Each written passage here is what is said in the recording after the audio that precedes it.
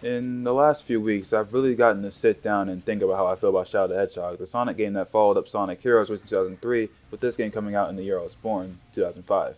Truthfully, I had a bunch of different ideas in my head about how this video would go ever since I first put this game among the others I would look at in this series.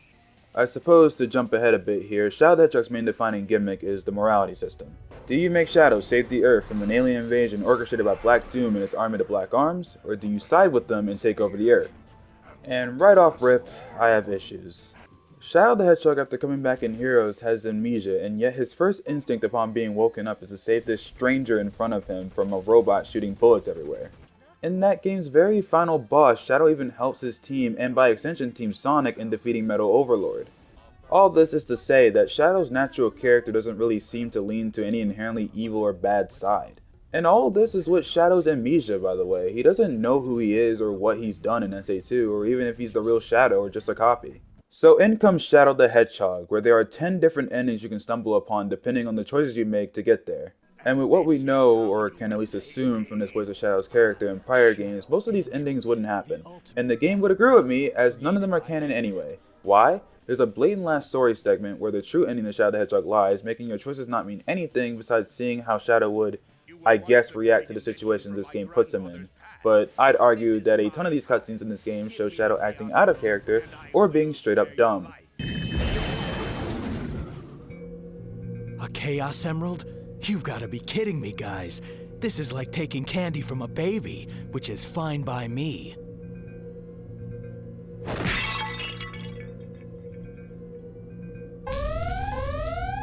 Like, why the hell would you take the emerald, potentially powering the ship that you're still on, with an alarm blatantly above you? I guess now is a good time, if any, to mention the recast. Sonic had an anime around this time called Sonic X, and the dub was using a different set of voice actor than the games. Because 4Kids had to use their cast for the dub, and Sega had a mandate that the cast of the games needed to be the same, they kind of replaced the old cast with the new one. I love the old VA's work, but these new VAs are my personal favorite. Sonic and Shadow are voiced by Jason Griffith, Dan Green voices Knuckles, and Amy Pound voices Tails, while Rouge the Back is voiced by Caitlin Delaney. Eggman is now voiced by Mike Pollock, who absolutely knocks it out of the park with every performance in these games.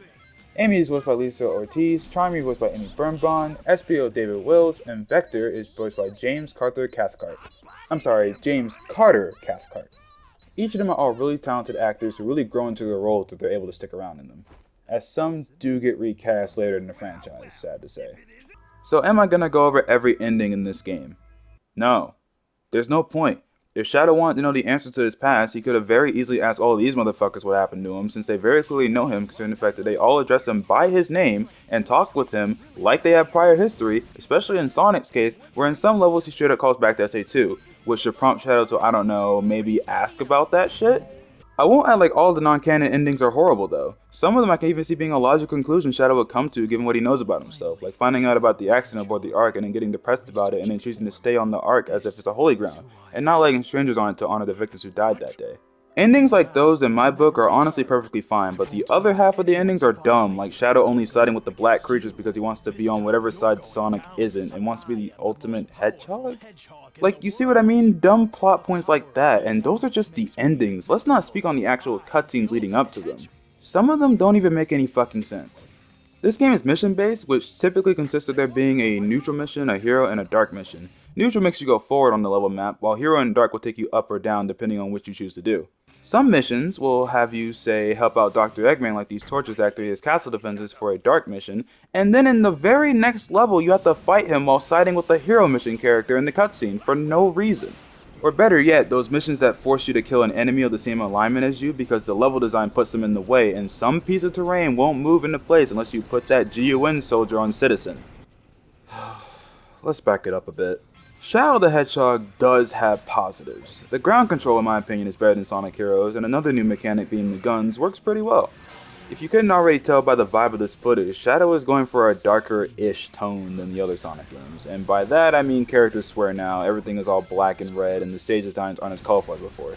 Oh, and guns. Did I mention that already? Yeah, there's guns in this game. The actual auto-aim on the weapons works really well, and it really is satisfying to speed around the levels unloading mags upon mags into different enemies, which, depending on what alignment they belong to, will fill up your blue hero gauge or your red evil gauge. Filling up the blue one gives you access to Shadow's chaos control ability, letting you zip through the levels at warp speeds, It can be pretty awesome spectacle, especially in the space levels where all you gotta do is find the right spot and watch Shadow zoom through space without the need to hijack these flying alien creatures.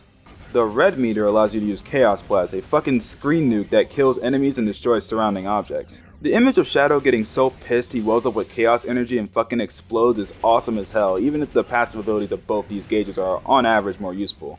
When you're glowing, you're invincible and have infinite ammo, which you're gonna need because these missions, man. Okay, so one of the main things this game will actually do for a hero or dark mission is kill X amount of this enemy and you can move on with your story path. Now, I don't know if it's because I played this game more times than most, so I have a tolerance for this type of thing, but I most of the time didn't think this was too bad. Trust me, there were definitely times where I'm running around looking for one guy, but thankfully that didn't happen too often. Probably because I knew going in what levels not to do these missions in, like the Doom, or any Space Colony Arc level for that matter. For some reason, not every level adopts the design principle to have more enemies than the quota needs, that way you have some wiggle room, you know? To minimize that last guy shit from happening. The Doom has multiple enemies hidden behind walls, a level layout that in general is confusing, and has you relying on this blurry ass wall map to get a feel for where you are. The checkpoints in this game double as teleporters so you can get back to a previous area easier, but unless you memorize some of these stages, the only thing you have to go off of is that the teleporter earlier in this menu is earlier in the stage. You won't know where specifically unless you memorized it. Fellas, when I tell you Shadow the Hedgehog is the undisputed king of being a time-consuming Sonic game, I mean that. Because a few of these missions aren't even that annoying, they're time-consuming, like busting up these meteors in this digital stage. I didn't do it because I remember from a prior playthrough that shit took forever, and due to the leeway Shadow gives you and how you get to the endings, you don't have to do this. In fact, if there's a mission or a stage you know you don't like and you see it coming up, you can take a detour on your path depending on the choices you've made. It's helpful, but for this playthrough, a few times I did challenge myself to do some missions I usually skip, like this mission with Knuckles and the bombs. Okay, so either you help Knuckles destroy all the mini bombs to save the city, or help Black Doom set off the big bombs to destroy the city. This level single-handedly made me realize that most of my problems with this game literally stem from the fact that there is no map. I don't care if most of these levels are linear, if the game gave you a map that shows where you are in relation to your objectives around you, and better yet, mark them in say blue for hero and red for evil, then this game would not be nearly as annoying to play sometimes. Hell, let's take it a step further. For the love of God, why didn't they have the enemy's enmity change depending on what mission you're doing? You can bash alien heads in all day, all night, and these dumbass gun soldiers and robots will still not hesitate to riddle you with bullets, making doing your mission that much more tedious. Another thing that would have made backtracking so much easier is why not have it when pulling up the teleporting menu on a checkpoint, maybe have it tell you how many enemies of what type are left in the area. Little tiny quality of life changes like that would have made just playing Shadow a lot easier. Nowadays, these things probably would have been added in a post-launch update at some point, given that they, at least to me, seem like simple changes / additions, but regardless, even if that were to be the case, the game released this way, so that's what I'm judging. Truly, I mean this. When going from level to level, gunning guys down and doing neutral missions, this game is perfectly fine.